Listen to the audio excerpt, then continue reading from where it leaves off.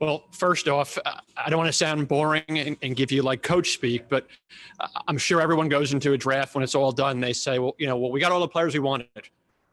For us, this process, led by our chief scout, Chance Myers, and his staff, it started, a long time ago from the standpoint of how long we've been tracking a lot of these guys. And where we rated the top 20 players initially, the task we gave to the scouting department and our coaching staff was, if we felt like out of our top 20 players we rated that we were happy with number 20, we knew, opposed to where we had the second pick last year, and other than one player, we could choose whoever we wanted on the board. We knew if we could find 20 players we rated, we'd be happy when it was all done. And I have to tell you, where there obviously some players that you could have forecasted were going to be in the very top of the pick with some of the GAs. If you saw the board in my office, the 5 names that we ended up with in our selections were all players we kind of said best case scenario would have landed. From Irakoze dropping to 20 to Leroy Nzagouzi being available in the 3rd round. Each player we selected was with a specific role in mind. Were guys that we thought could have potential to not only make the roster right now, but to fit the future of our club. And when you look at the idea of a kind of fledgling academy, maybe still isn't feeding our first team yet. The idea of the super draft is really important for our club, and in some cases more than most, because of us needing these young players to help populate our roster. And I definitely want to add also, whether it's my own experiences from having coached in college so long, or Chance Myers, who was in 2008 was number 1 pick in the MLS SuperDraft for Sporting Kansas City, or at that time the Kansas City Wizards. We just placed a lot of value in college soccer, and at a time where people question the value sometimes or the importance, significance of the SuperDraft, I think we demonstrated last year with our selections, and we hope we'll do the same thing this year. That not only can you find value in the SuperDraft, but that we're going to be able to maximize the picks we have. So we walk away today very excited with the haul we have, the picks we selected. Thank you, Mike. With that, we'll send it to Tim Sullivan with for club and country. Mike, obviously you have a very different kind of area of the draft that you were able to pick in this year. What do you foresee as for their rookie year and then the long-term future for these guys? Do you think they'll be able to contribute in year 1? And then what do you see for their long-term futures? Tim, it's a great question. And you think about where we were at this stage last year, not only being on Jack Maher's front yard, but when you look at the idea of what we were trying to do with the draft, what we were trying to accomplish, obviously our roster's in a different spot than we are today. And I think when you look at some of these guys that we selected, not only did we try to find guys that we thought could potentially push certain roles for the future for us to provide depth, but one thing we've stressed all along when we first started our roster build as an expansion team was looking for players who were versatile. You look at someone like Koze, who has the ability to play centrally and wide as a winger, wide midfielder, or as a right back. You look at guys like Tom Judge, who can play anywhere up and down the left side. I think some of these guys have demonstrated, just to us already from the time we spent tracking them through their careers, that they can probably chip in a number of different roles. And for us, we always kind of feel that, if you can only play one spot in the field, you better be really good because only one guy can play there. And, for Walker Zimmerman to only play as a center back, he's the best center back in the league, this past season. For some of these guys like Koze, like Tom Judge, like Sandre, who's played as a right center back and right back at Syracuse, I think these guys, there's some of these guys in this group who have the potential to contribute this season for us. And, this 21 season would be as unique as any other. And I know it sounds like a broken record from how unique last season was, but, for the first time, you're going to have the Gold Cup, Euros, Copa America, all going on at the same time, along with qualifiers and Olympic qualifiers. And, the depth on our rosters, we tested that much more. And I think when you look at what we put together for 21, this roster has potential to be that much deeper than we were last year. We'll send it now to Drake Hills with the Tennessean. Mike, good afternoon. It's in terms of the second round, a lot of the business that you're doing before the draft, and obviously days before the draft, and you talked about Tom Judge, a guy who you clearly have been watching. How the second round panned out? I mean, was that something that you expected in terms of where Tom was and in the slot that you were able to be, to select him? I mean, how do you be able to, make sure that you get the guy that you wanted and be best prepared just in case he was taken earlier? That's a great question, Drake. And I would tell you that now the draft's all over. If you saw the board in my office, we had 3 names written down. Ironically, uh, with Jose, Judge, and Sandre, that the hope was if one of those guys were available at 20, we would take them. Even Gary was joking before, we just can't believe that we were able to land all three of those guys. And you think about how we tried to be active in this draft, and the reality is, you guys know how big an NBA basketball fan I am. And, the reality is where the NBA and NFL, the draft picks are much more coveted assets. In our league, the most coveted asset is GAM, which we obviously been spending a lot of time collecting this offseason. We were trying to be really active to try to get ourselves into this draft with more picks and really kind of banked on the fact that we know where bodies are buried and be able to find value. And, once we were able to add a second round pick in the trade from Philadelphia, the idea for me was, in the event, if any of those three guys were still around in the second round, how can we keep moving up? So after acquiring the pick from Philadelphia, we were able to do a pick flop with Vancouver. And I would tell you, once we got through pick 20 with Jose, the idea was, what would we have to do to try to get Tom with our second pick, with that 36th pick? And I can tell you, I was fairly aggressive with trying to trade up because I just didn't know he'd be around at 36. So for us to land Tom in that pick, we were just tickled. We have one more question in the queue from Ben Wright with Broadway Sports. So a reminder for anybody in the chat to ask a question. With that, Ben, the floor is yours. Yeah, Mike, you talked a little bit about Eric Jose earlier and just his versatility. But could you go into that a little bit more and how you see him maybe fitting in this season, especially now that you've announced the trade for Derek Jones leaving to go to Houston?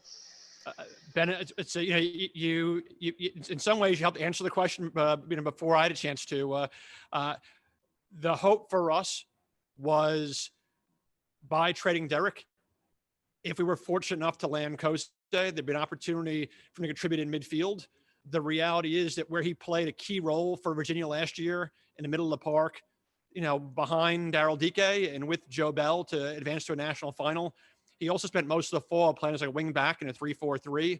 And when you look at what Alistair's done over the last year and to now being with Canada, to think about what might happen with Alistair as far as his commitments this year with Olympic qualifying and potentially, CONCACAF qualifying for Canada, be able to add someone like Jose who can help us out in midfield, but also on the flanks and specifically right back. I think he's got a tremendous opportunity for himself. We will continue with one of our very own, Wes Golding.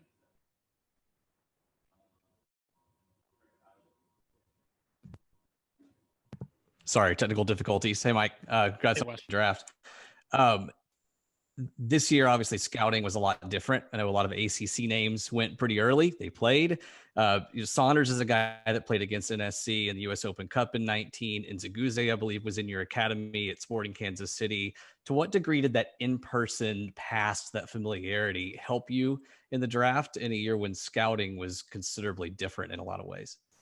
Well, first, I would say, in regards to scouting college soccer in general, we can't place enough significance on how important that experience is for young players. The reality is, with the Advanced MLS Academy initiative, clearly you have more and more players who are jumping right into MLS clubs straight through their academies.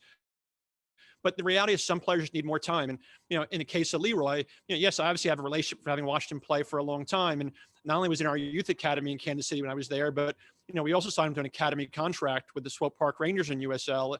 So he's certainly someone I was familiar with, not only on the field, but off the field. And, what I would say is his experience at Drake University, competing in the Missouri Valley Conference has only helped him and aided him. And we'll probably find, not only with Leroy, but with most, if not all of our college players who we drafted in the SuperDraft, they'll probably all, in some cases, probably stay with their college teams for the spring. I can't speak for every team as far as strategic planning, but the reality is most young players tend to go on loan their first year anyway. When you look at when the USL season will start, the combination of, the uncertainty of when the MLS season will start, along with the college season being played in the spring, you have in some ways a de facto loan opportunity for all these guys to stay with their college teams in the spring. The case for someone like Jose to pursue national championship and then join us as soon as their college seasons are over. From Tor's perspective, Matt Pickens has been tracking the pool of goalkeepers all along, and very genuinely, where it was unique to see how late goalkeepers had gone in this draft, all along Tor's our top goalkeeper on the board. So, I could see the smile on Matt's face across the table as we got closer and closer to these picks. think we can get the guy that he wants and that he's actually had seen in Open Cup as well. We have a follow-up question from Tim Sullivan. Yeah, Mike, I know you're obviously going for the team over your personal preferences if you're willing to pick Oahu in the first round there. But how important is it for you to pick guys from maybe some of these programs that have had success at the highest levels, including Virginia obviously being in the national final last year? Obviously, Coastal has had some success in his conference as well. How important is it to have these guys come in with a history of success from a team perspective? Tim, it's really funny that you said that also because, I texted with George Gelovach, the coach of UVA, after we selected Jose and, talked about coming down the spring to watch them play, assuming Jose goes back there. And, I said, I'm not sure I've ever had a really good experience going to Charlottesville during my time when I was at Duke. And I'm looking forward to going back there, in a different setting. And, you're spot on as far as how important that reference is. I mentioned the significance of college soccer. To me, it's part and parcel with that is being at programs with pedigrees, coaching staffs that have experience and history of developing top talents. And what George has done at UVA, the opportunities someone like Jose has, he's just going to be more prepared to play at this level than at a lot of other programs. So that absolutely was an important factor for us in looking at players. We have one more question, a follow-up as well from Drake Hills. Yeah, Mike, you mentioned in the past two answers about these draftees possibly returning to their schools for the spring before coming back and participating in camp. Was that a conversation at all? Was that something that factored into selecting these players and these guys? Do you know if all of them will participate in the spring season? And if not, how do you think that's affected how you and your staff has prepared for this day? It's something we discussed not only with each of these players, who we spoke to previously in interviews, but also with the college coaches at most, if not all these schools, to try to make sure we worked in conjunction with them. We want to make sure that we were respecting not only those college programs and their pursuit of conference and national championships during the season, but also what's in the best interest of each of those players. And with each of these guys, in most cases, being so close to graduating, I think in some cases would be negligent to try to pull them out before they finish that. I can't stress the importance of the experience I had coaching college for over 20 years and, the significance in helping develop these 18 and 22-year-olds, academically and socially, mentally and psychologically as an important part of their own development as players. And whether it's going back to finish your degrees, whether it's getting some extra seasoning by getting a chance to play meaningful matches rather than just kind of coming into training, what tends to happen with the college season, knowing that the traditional season is only in the fall, a lot of these guys who are selected to play in the combine have a couple months where they're dormant with no soccer before they go in and not really playing at the best of their abilities. Then you have another break before they hit preseason. And a lot of times you have college players, come into MLS and just not prepared because their bodies aren't ready, their game is not ready. And, where I can't comment about any of the guys specifically today about who return to their college teams, what I can tell you that for each of these guys, it's probably in their best interest. You look at Luke Hackison get a chance to play the full season in Charlotte last year. Someone like Jack Mayer, who was unfortunate that that his loan in Charlotte was cut short because of the pandemic. But the hope was to get these guys games, and in Jack's case, to be able to come back, really kind of played in and sharp before he can kind of join our team. And I would tell you that we're going to be very strategic and calculated about trying to do similar stuff with most, if not all of them. Thank you to